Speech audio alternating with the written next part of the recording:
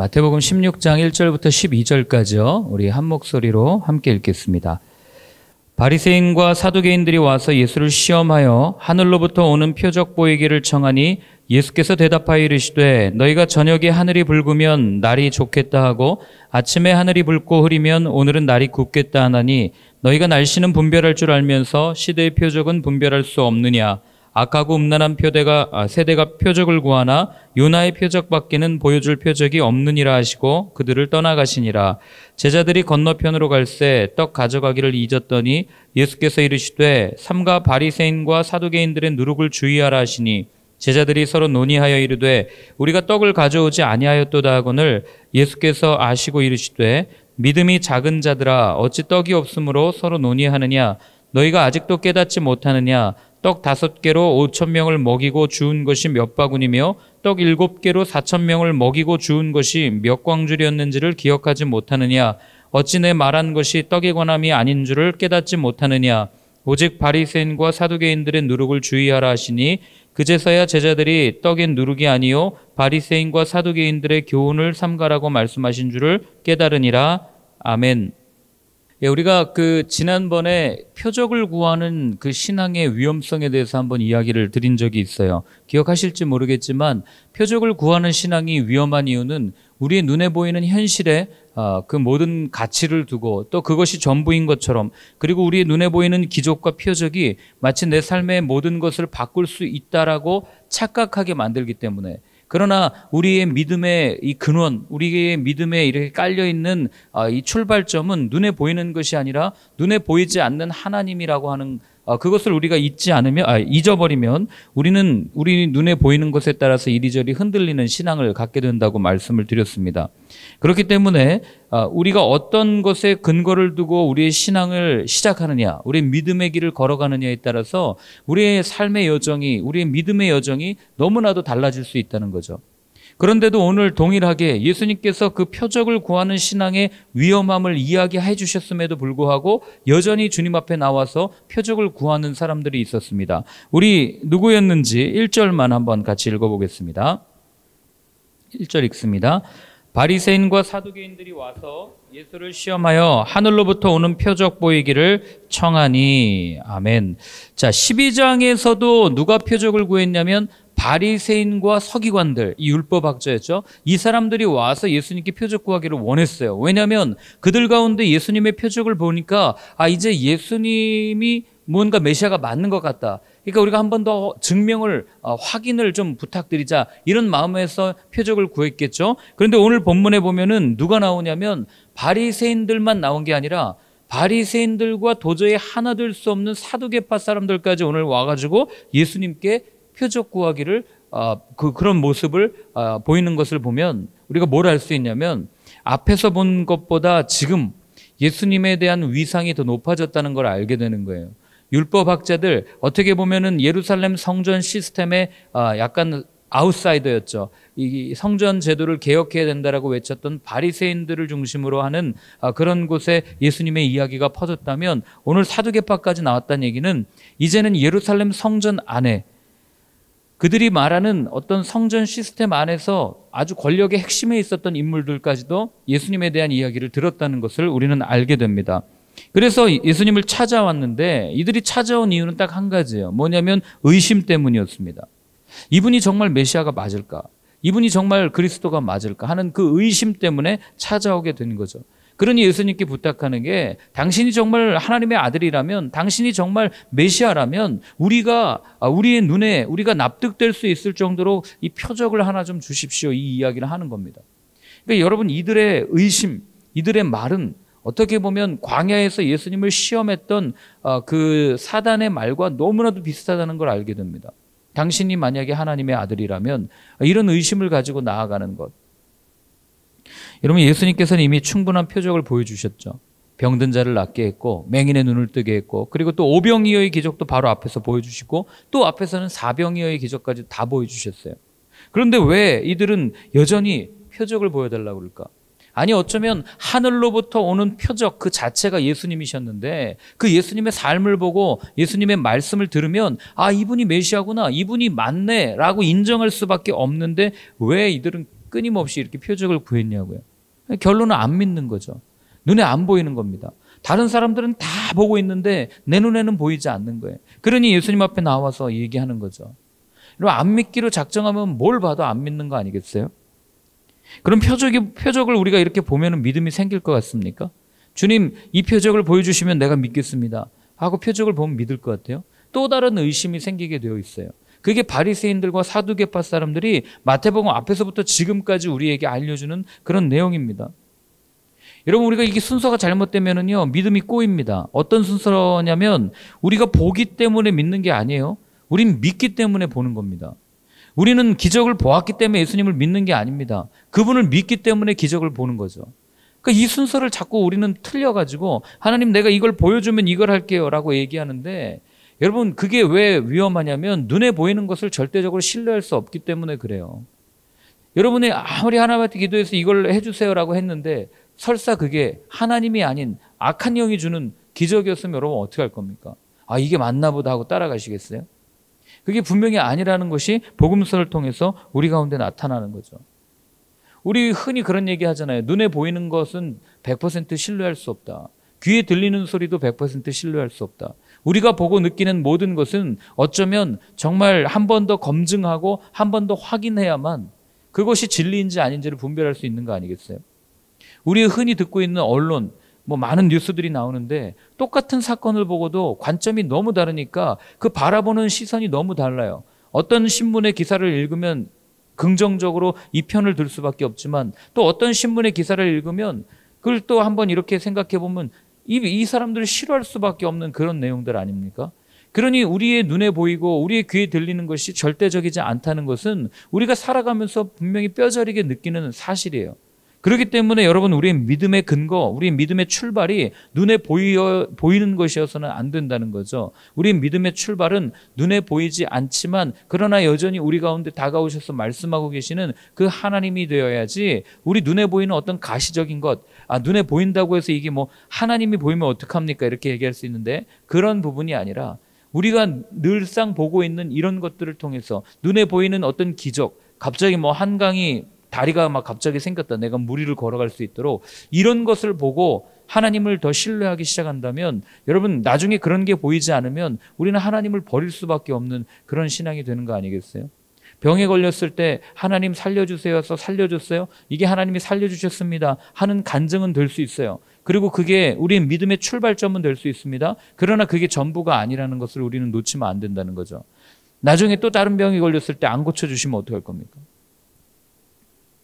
그래서 예수님은 눈에 보이는 그것보다 이 뭐라고 그래야 돼요? 하나님께서 주시는 사인들이 분명히 있다. 그런데 우리는 보지 못한다. 이걸 얘기를 하는 거예요. 왜요? 보고 있으나 보지 못하고 듣고 있으나 듣지 못하는 그들의 현실을 보여준 거죠. 즉 그게 2절과 3절이에요. 같이 한번 읽어보겠습니다. 예수께서 대답하여 이르시되 너희가 저녁에 하늘이 붉으면 날이 좋겠다 하고 아침에 하늘이 붉고 흐리면 오늘은 날이 굳겠다 하나니 너희가 날씨는 분별할 줄 알면서 시대의 표적은 분별할 수 없느냐. 아멘.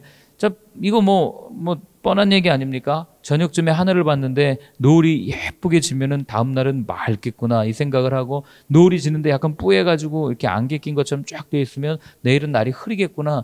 이렇게 보는 건 이건 인간의 지혜 아니겠어요? 예수님 묻는 거예요. 너네들의 그 지혜를 가지고 날씨는 분별할 수 있으면서 어떻게 이 시대의 표적, 예수님을 통한 하나님의 구원, 이 하나님께서 보여주시는 징표는 왜 보지 못하냐? 이걸 지금 말씀하고 있는 거예요.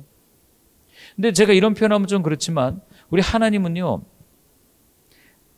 아침부터 이 신성모독이라도 혼날지도 모르는데 무언가를 말하고 싶어서 입이 근질근질하신 분이에요. 좀 이렇게 표현을 하면. 왜 그러냐면 성경 어디를 봐도 하나님이 항상 심판하시기 전에는 비밀로 한 게 없어요. 다 와서 얘기해 줬어요. 이거 이렇게 할 거야. 이거 이렇게 할 거야. 이거 이렇게 할 거야. 그러니까 너 이렇게 할 거니까 일리 들어와. 내가 이렇게 심판할 거니까 이거 피할 방법 가르쳐 줄게. 이렇게 들어오면 돼. 이게 하나님의 방법이에요. 그러니 예수님께서 말씀하시는 건 뭐냐면 하나님은 숨기는 게 없다는 거예요. 뭔 표적을 자꾸 보여달라고 얘기하냐. 이미 다 보여줬는데 우린 또 물어요. 아니 무슨 말씀을 하세요? 하나님이 뭘 다 얘기해 줘요? 그 마지막 재림의 때는 알려주시지 않으잖아요. 근데 그 아버지만 아신다면서요. 근데 뭘 어떻게 할 수 있어요? 우리는 이야기하지만 정확히 알려주시진 않지만 징조는 다 알려주셨잖아요. 그게 마태복음에 나와요. 우리 24장 한번 찾아볼까요? 마태복음 24장 3절부터 13절입니다. 마태복음 24장 3절부터 13절이요. 같이 읽습니다. 예수께서 감람산 위에 앉으셨을 때에 제자들이 조용히 와서 이르되 우리에게 이르소서 어느 때에 이런 일이 있겠사오며 또 주의 임하심과 세상 끝에는 무슨 징조가 있사오리이까. 예수께서 대답하여 이르시되 너희가 사람의 미혹을 받지 않도록 주의하라. 많은 사람이 내 이름으로 와서 이르되 나는 그리스도라 하여 많은 사람을 미혹하리라. 난리와 난리 소문을 듣겠으나 너희는 삼가 두려워하지 말라. 이런 일이 있어야 하되 아직 끝은 아니니라. 민족이 민족을 나라가 나라를 대적하여 일어나겠고 곳곳에 기근과 지진이 있으리니 이 모든 것은 재난의 시작이니라. 그때 사람들이 너희를 환난에 넘겨주겠으며 너희를 죽이리니 너희가 내 이름 때문에 모든 민족에게 미움을 받으리라. 그때 많은 사람이 실족하게 되어 서로 잡아주고 서로 미워하겠으며 거짓 선지자가 많이 일어나 많은 사람을 미혹하겠으며 불법이 성함으로 많은 사람의 사랑이 식어지리라. 그러나 끝까지 견디는 자는 구원을 얻으리라. 아멘. 분명하게 말씀해 주셨잖아요. 이런 때가 마지막 때다라는 걸 알려주신 거예요. 그러니까 우리는 이 말씀을 읽으면서 주님께서 알려주신 마지막 때를 보면서 종말의 징조가 이러니까 이제 마지막 때가 되었구나. 따라서 우리는 어떻게 해야 됩니까? 등불을 준비했던 슬기로운 지혜에 있는 처녀들처럼 그 여자들의 이야기처럼 우리도 우리의 마음과 우리의 생각에 이 등불을 가득 담아서 이 성령 충만한 모습으로 주님을 맞이할 신랑을 맞이할 이 준비를 해야 되겠구나. 이렇게 우리가 깨달을 수 있어야 되는 거죠. 그런데 이렇게 다 말씀해 주셨는데도 못 보는 거예요. 아니 자신들의 눈앞에서 말도 안 되는 그 일들이 일어나고 묶였던 것이 풀리는 것을 예수님께서 충분히 보여주시는데도 이들은 그걸 보고 여전히 표적을 보여달라고 그러는 거예요. 여러분 왜 못 보는지 아십니까? 왜 똑같은 걸 보여주는데도 누군 보고 누군 못 보냐? 답은 하나예요. 관심이 다른 데 있어서 그래요. 여러분 우리가 연애할 때만 해도 그래요. 내가 그 상대방을 이렇게 좋아하는 마음이 생기면 모든 관심이 그 사람한테 가 있어요. 상대방의 말투, 상대방의 표정, 오늘 왜 이렇게 문자를 하지? 오늘 왜 이모티콘을 안 보내지? 뭐 이런 식으로 하나하나 다 따지는 게 이게 관심을 가지고 있는 거죠. 하다못해 여러분 비서들도요. 회사의 비서들도 보면 사장의 기분을 하나하나 살펴요. 그래가지고 뭐가 불편하지는 않은지 어떻게 섬겨야 되는지 이거를 다 이게 고민하고 관찰을 한다고요. 부정이든 긍정이든 어쨌든 우리의 삶에 무언가에 관심이 있다는 건 그만큼 관심이 있는 대상을 살피고 관찰하게 되어 있어요. 그러니 관심을 가지면 보이는데 이들은 관심이 없는 거예요. 4절에 보면은 이렇게 되어 있어요. 악하고 음란한 세대가 표적을 구하나 요나의 표적밖에는 보여줄 표적이 없느니라 하시고 그들을 떠나가시니라. 이런 관심이 있었으면 요나의 표적을 보고 예수님께서 3일 만에 부활하시겠구나 하는 그 마음을 충분히 알 수 있었을 것이고 믿을 수 있었을 거예요. 그런데 그들은 거기에는 관심이 없었다고요. 결국 이들의 모습은 앞에서부터 이야기해왔던 것처럼 자신들이 가지고 있는 무언가를 유지하기 위한 방법으로서의 메시아를 자신들만의 안경을 끼고 바라보고 있었다는 것을 우리는 알게 되는 거죠. 그러니까 오늘 예수님의 말씀의 요지는 그토록 하나님을 사랑한다고 고백하고 하나님을 따르는 이 종교인들, 어쩌면 이 당시 많은 사람들에게 이들을 통해서만 하나님께 갈 수 있다고 인정받았던 이들을 향해서 예수님 뭐라고 얘기한 거예요? 너네들은 하나님한테 관심이 없다, 그 얘기한 겁니다. 관심 있는 척하지 마라. 그래 얼마나 당황했겠어요.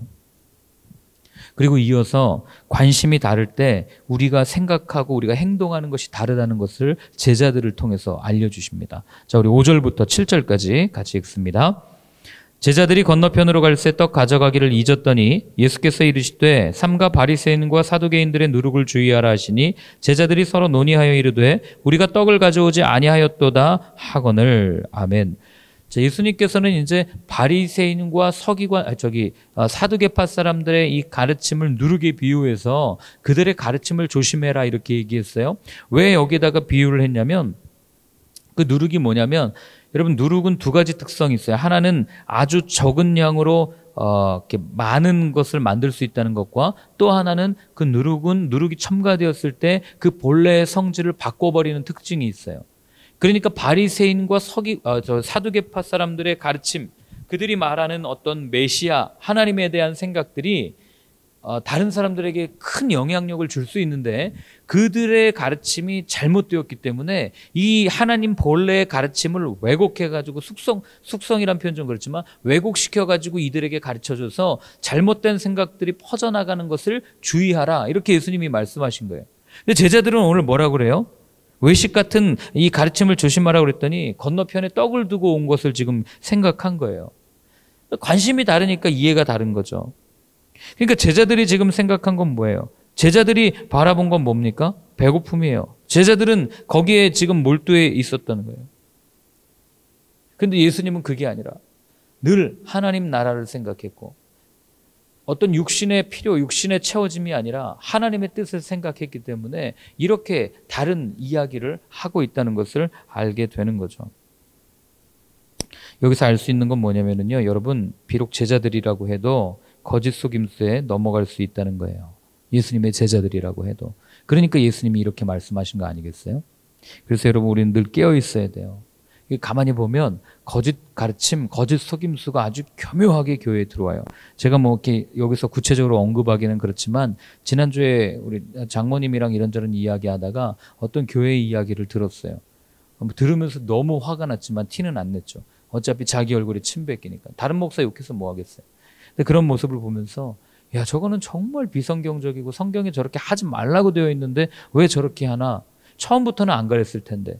가만히 보면 또 성도들은 그걸 또 좋다고 막 따라가요. 그런 모습을 보면서 야, 정말 이 진리에서 벗어나는 게 아주 한순간이고 이 거짓 가르침이 아주 교묘하게 들어와서 마치 그것이 진리인 것처럼 포장되어 있구나, 이런 생각을 하게 된 적이 있어요. 여러분, 종교성이라는 건요, 이 구원, 이 생명을 종교성으로 이렇게 포장시켜 놓으면은요, 우리 잘 눈치채지 못합니다. 진짜보다 더 진짜 같아요. 본질에서부터 멀어져서 마치 사람들의 눈을 이렇게 무언가 씌워놓은 것 같이 어떤 제의적 또는 예전적 요소를 이렇게 막 해놓으면 굉장히 거룩해 보여요.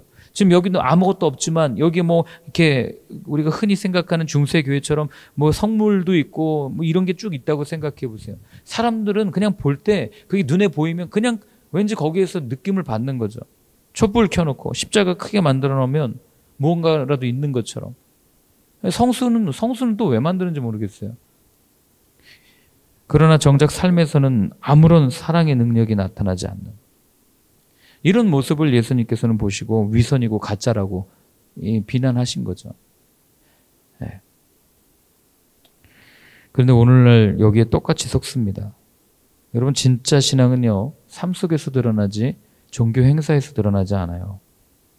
우리가 우리의 믿음을 가지고 걸어가는 우리의 영성은 현실에 뿌리박은 영성이어야 되지, 뭐 다른 어떤 게 화려해 보이고 마치 막 우리의 마음을 쿵쾅쿵쾅하고 하는 종교적 행사 속에 우리 영성이 뿌리박혀 있다면 여러분, 우리는 표적을 구하는 신앙과 다를 바가 없다는 거죠.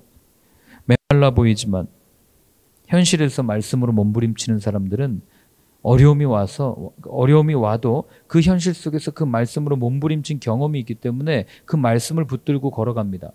그러나 그렇지 않고 종교적 행위에 익숙한 사람들은요, 계속해서 끊임없이 종교적 행위나 종교성을 찾아요.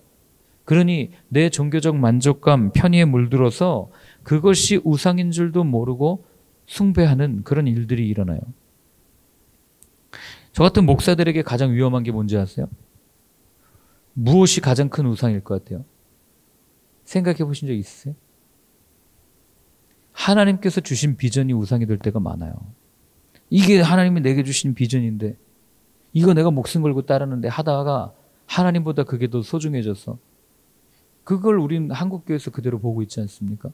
어느 교회는 뭘 잘하고 그거는 그 교회의 트레이드 마크야. 그런 게 어디 있어요? 근데 그것만, 우리 교회는 이것만 해요. 참 안타까운 현실이죠. 자, 8절부터 11절까지 읽겠습니다. 예수께서 아시고 이르시되 믿음이 작은 자들아 어찌 떡이 없으므로 서로 논의하느냐 너희가 아직도 깨닫지 못하느냐 떡 5개로 5,000명을 먹이고 주운 것이 몇 바구니며 떡 7개로 4,000명을 먹이고 주운 것이 몇 광주리였는지를 기억하지 못하느냐 어찌 내 말한 것이 떡에 관함이 아닌 줄을 깨닫지 못하느냐 오직 바리새인과 사두개인들의 누룩을 주의하라 하시니 예수님께서는 제자들의 마음을 간파하신 거예요. 그러니까 예수님의 관심과 제자들의 관심이 완전히 다른 거죠. 그러니까 제자들이 떡을 이야기한 이유는 딱 한 가지예요. 배고팠으니까요. 지금 예수님 쫓아서 쭉 왔는데 배고프니 예수님이 떡 얘기했을 때 예수님이 시장하신가 보다. 근데 떡을 저쪽에다 놓고 왔는데 이거 어떡하지? 배를 타고 건너갔다 올 수도 없고 큰일이네. 이 생각을 제자들이 하고 있었던 거예요. 아무리 예수님께서 말씀하셔도 깨닫지 못하는 거죠. 그렇기 때문에 여러분 우리가 이 신앙생활을 하면서 믿음 생활을 하면서 어디에 관심을 두고 있느냐가 굉장히 중요한 거예요. 왜냐하면 내가 관심을 두고 있는 그게 내가 섬기는 거기 때문에. 예수님 말씀하시죠. 내 보물이 있는 그곳에 내 마음이 있다. 그게 다 그런 이유 아니겠어요? 우리의 관심이 어디에 있느냐에 따라서 내가 누구를 섬기고 있는지가 드러난다고요. 그렇기 때문에 우리가 이 말씀을 읽으면서도 항상 고민해야 되는 것이 무엇이냐면 정말 이 시대를 향한 아버지의 뜻이 무엇입니까를 끊임없이 물어야 되는 거예요. 하나님이 이렇게 하라고 해서 여기까지 왔는데요. 그런데 하나님의 뜻이 이게 아닌 것 같은데요. 하나님 그럼 내가 바꿔야 됩니까? 이런 고민할 필요가 없는 거예요. 주님이 분명하게 사인을 보여주시고 주님이 분명하게 부르실 때는 또 분명한 뜻이 있는 거죠. 그렇기 때문에 그냥 가는 겁니다. 거기에 내 생각과 내 관심과 내 것을 일단은 배제하는 거예요. 그게 믿음의 사람들의 삶의 모습이었습니다. 우리는 그런 모습을 보면서 어떨 때는 참 어리석다. 어떻게 저렇게 가정도 돌보지 않고 어떻게 저렇게 모든 것을 내팽개치고 갈 수 있나라고 이야기할 수 있지만 그러나 때로는 주님께서 내가 소중하게 생각하는 그 모든 것들까지도 다 포기하고 주님을 따르게 하실 때가 있단 말이죠. 그 이유가 무엇입니까? 하나님의 뜻을 이루어가기 위함이라는 것을 우리는 분명히 알아야 되는 거죠. 그래서 내 마음의 중심이 어디 있느냐? 내 마음의 중심이 나에게 있는가? 아니면 무언가 있는가? 아니면 그분의 뜻에 있는가? 이걸 날마다 우리가 분별하고 생각할 필요가 있다고 하는 겁니다. 주님은 우리의 마음을 보세요. 그 마음을 본다는 그 말이 저는 사실 요즘에 굉장히 많이 두렵게 느껴져요. 주님이 우리의 마음을 보신다. 그것만큼 무서운 말이 없는 것 같아요. 뭐 겉으로 드러나는 건 얼마든지 할 수 있어요. 주님을 위해서 헌금도 하고 봉사도 하고 헌신도 하고. 그러나 내 마음을 온전히 주님께 내어드린다. 야, 이게 정말 참 어렵구나. 날이 갈수록 깨닫는 요즘입니다. 자, 12절 같이 읽고 마치겠습니다. 그제서야 제자들이 떡의 누룩이 아니요 바리새인과 사두개인들의 교훈을 삼가라고 말씀하신 줄을 깨닫느니라. 아멘. 자, 마지막에 우리에게 희망을 주는 말씀이 뭐냐면 그제서야 제자들이 이 이야기를 깨달았다는 거예요. 그제서야. 언제요? 예수님의 말씀을 들은 후에. 이해되시죠? 예수님의 말씀을 들은 후에. 그렇기 때문에 여러분 우리가 어느 곳을 보든지 또 우리의 어떤 마음 상태인지를 정확하게 깨달을 수 있는 유일한 방법은 무엇이냐면 주님의 말씀 앞에 우리 자신을 끊임없이 세워가는 것밖에 없는 거예요. 세상 사람들은 얘기합니다. 명상을 통해서도 나 자신을 볼 수 있어요. 예? 조용히 묵상하면서 몰입하면서 나 자신을 생각하고 성찰할 수 있어요. 이야기예요. 그러나 이건 새빨간 거짓말입니다. 왜 거짓말인지 아세요?